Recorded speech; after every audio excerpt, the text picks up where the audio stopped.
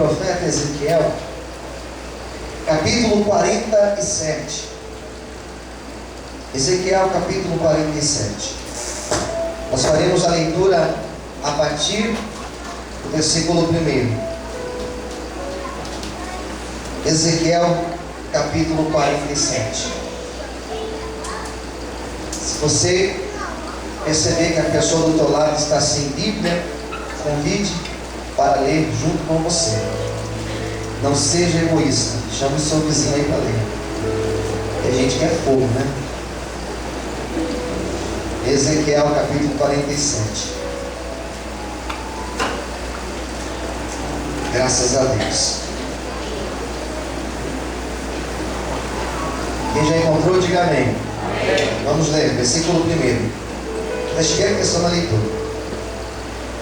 Depois disso, me fez voltar à entrada da casa. Eis que saíam algumas águas debaixo do umbral da casa, para o oriente, porque a face da casa olhava para o oriente, e as águas vinham de debaixo, desde a banda direita da casa, da banda do sul do altar. E ele me tirou pelo caminho da porta do norte, e me fez dar uma volta pelo caminho de fora, até a porta exterior, pelo caminho que olha para o oriente. Eis que corriam algumas águas desde a banda direita.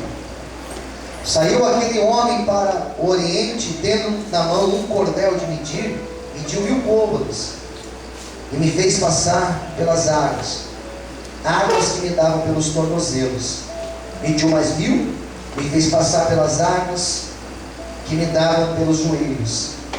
Mediu mais 1000, me fez passar pelas águas, águas que me davam pelos lombos. Mediu mais 1000, e era o ribeiro, que não podia atravessar, porque as águas eram profundas. As águas eram o quê? Diz aí? Eram profundas. Maravilha. As águas eram profundas, águas que se deviam passar a nada, ribeiro pelo qual não se podia passar. E me disse: viste, filho do homem? Então me levou e me tornou a trazer à margem do ribeiro. Todos digam amém. Amém. Feche os teus olhos e curva a sua cabeça. Senhor Deus, fala, Senhor, conosco. Venha revelar, Senhor, esta palavra para as nossas vidas. Fala conosco através do Teu Espírito Santo. Não nos deixe confusos, ó Pai, mas que sejamos ministrados pelo Teu Espírito Santo nesta noite de uma maneira extraordinária. É o que nós te pedimos e te agradecemos, em nome de Jesus. Todos digam amém? Amém. Você pode desocupar a sua mão, aplaudir o Senhor nessa noite.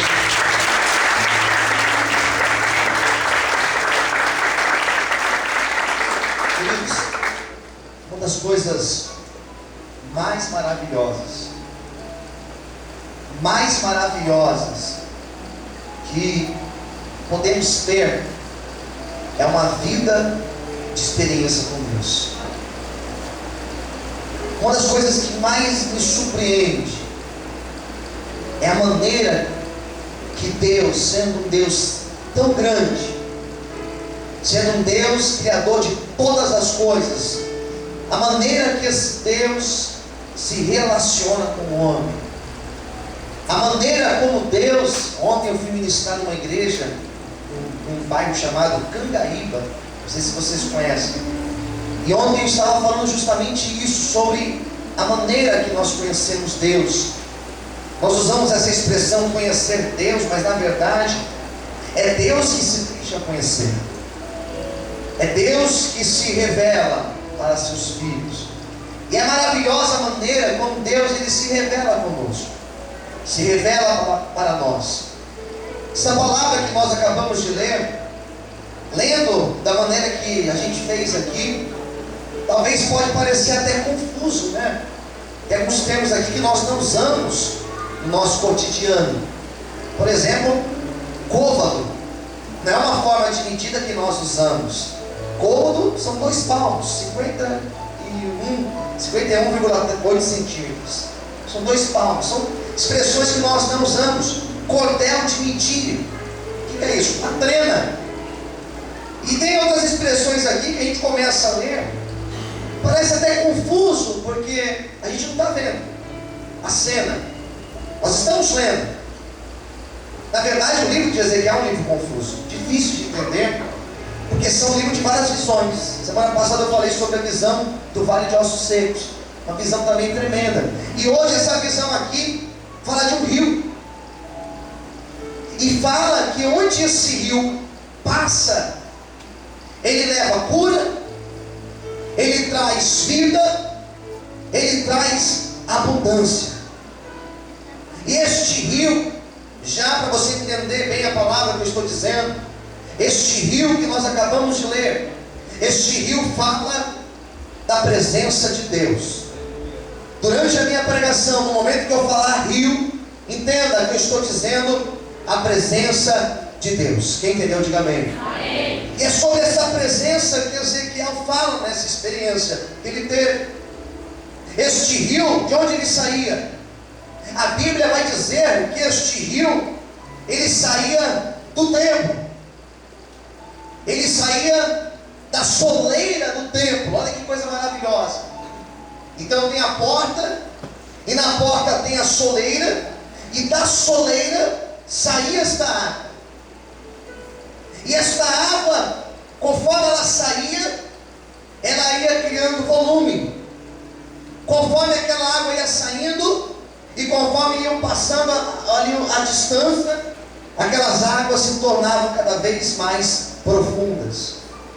É como uma piscina que você vai entrando, e você entra na piscina e a água está bem tá raso, e aquelas piscinas que você entra e elas vão descendo. E conforme você vai descendo, a água ela vai subindo. E quando Ezequiel viu aquela água saindo ali da soleira do templo, ele começou a ver que aquela água também crescia. Em um primeiro momento a água era no tornozelo. Daqui a pouco ele caminhou mais um pouco, a água já estava no joelho. Daqui a pouco ele caminhou mais um pouco, a água estava no lombo, nas costas. E daqui a pouco ele andou, e ele não conseguia mais andar. Agora ele nadava naquele rio. Então são 4 fases. São 4 fases da presença de Deus, da experiência da presença de Deus em nossas vidas. Quem entendeu, diga amém. E quando a gente lê, entende as águas pelos tornozelos. Quando a água está no tornozelo, o pé está totalmente coberto. E essa é a primeira fase do cristão na presença de Deus. Quando ele começa a andar com Deus. Quando ele começa a guiar seus passos pela direção do Espírito Santo de Deus. E não tem nada melhor para um homem do que andar na presença do Senhor. Não tem nada melhor do que ter os seus pés firmados na presença de Deus. De tomar as decisões na tua vida, não pelo seu impulso humano, racional, mas você ser guiado pelo Espírito Santo de Deus. Mas também nós temos que dizer que andar com Deus também não é uma missão fácil. Porque quando você começa a andar com Deus, quando você começa a ser amigo de Deus, você se torna no mesmo instante inimigo do mundo e das coisas do mundo. Quando você começa a andar com Deus, você começa a perceber que o caminho de Deus não é um caminho fácil, porque é um caminho que somos provados, que passamos por tentações, que passamos por lutas. É um caminho que nós andamos em muitos momentos, nós não somos compreendidos. Às vezes somos perseguidos dentro da nossa própria casa, pelos nossos familiares. Quando você começa a andar com Deus, as pessoas começam a se afastar de você. Algumas amizades deixam de ser amigo seu, eles começam a dar as costas para você, porque você escolheu andar com Deus, porque você escolheu andar na presença do Senhor. Só que tem uma coisa, querido, quando você anda na presença de Deus, quando você é guiado pelo Espírito Santo de Deus, cada passo que você dá é um passo em direção à vitória. Cada passo que você dá é um passo em direção da presença do Senhor. Pode ser que o teu caminho tenha sido um caminho estreito, tenha sido um caminho difícil, só que o Senhor nessa noite, Ele manda te dizer para você não sair do caminho, para você continuar firme, porque lá na frente você viverá a recompensa do Senhor na tua vida. Vale a pena andar na presença deste Deus. Quantos podem levantar a mão para o céu e aplaudir o Senhor e glorificar a Ele nessa noite? É o primeiro momento. É o primeiro estágio, quando você começa a andar com Deus, dando os primeiros passos na presença do Senhor. E quando você começa a andar e andar com Deus te leva a ter lutas. É incrível como somos perseguidos, como passamos por afrontas, quando realmente estamos andando na presença do Senhor. E se você falar, não, mas eu não passo por isso, pastor, então alguma coisa está errada na tua vida. Por favor. E quando você começa a passar por lutas, as águas que estavam pelos tornozelos, elas começam a vir para o joelho. E esse joelho representa uma vida de oração. Diga para quem está ao seu lado, joelho representa uma vida de oração. Amém, queridos? E quando nós estamos de joelhos, quando você põe uma causa no joelho, quando você entrega uma causa nas mãos de Deus, e você coloca os teus joelhos no chão, e você fala, Deus, eu ponho esta causa nas tuas mãos, pode ter certeza que Deus, Ele fica de pé na tua vida, Ele abre o céu e Ele manda a resposta que você precisa. Eu estou pregando para pessoas aqui que têm vivido uma vida de joelhos na presença do Senhor, que as suas causas já estão no teu joelho. Pode ter certeza que o Senhor vai te honrar e te fará mais do que vencedor, em nome de Jesus. Quantos podem levantar a mão, aplaudir o Senhor e adorar a Deus nessa noite, em nome de Jesus? Tenha uma vida de oração. Não sei se vocês já viram falar de um grande homem de Deus chamado John Wesley. John Wesley foi um grande homem de Deus do século passado. Foi um homem que Deus usou de forma absurda, de forma impressionante. Esse John Wesley, ele foi um grande revolucionário. Hoje existe a igreja metodista wesleyana. E John Wesley, a casa dele se tornou um museu. A casa dele lá nos Estados Unidos é um lugar onde as pessoas visitam para conhecer. Você sabe que os Estados Unidos, a maioria lá é protestante. Então a casa dele virou um lugar de visitação. E certa vez uma professora pegou os seus alunos do primeiro ano, e levou eles para conhecer a casa de John Wesley. E ela começou a mostrar a casa para os alunos, aquelas crianças pequenas, de 6, 7 anos, e começou a andar pela casa, e começou a mostrar os cômodos da casa. E chegou na cozinha e falou, olha crianças, essa aqui é a cozinha onde John Wesley fazia suas refeições.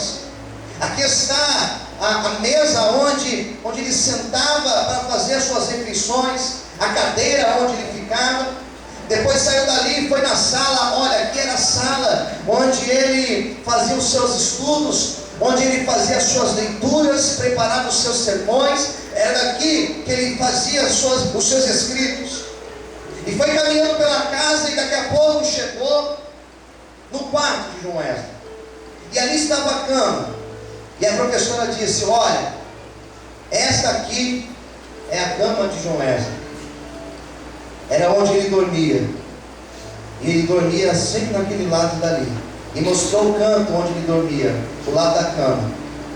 E a criança, muito curiosa, aumentou e levantou a mão e falou, professora, eu tenho uma pergunta.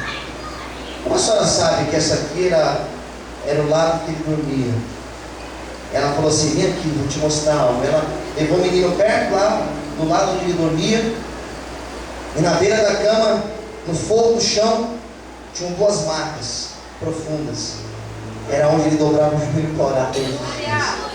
E ali estava marcado. Ele era um homem de oração.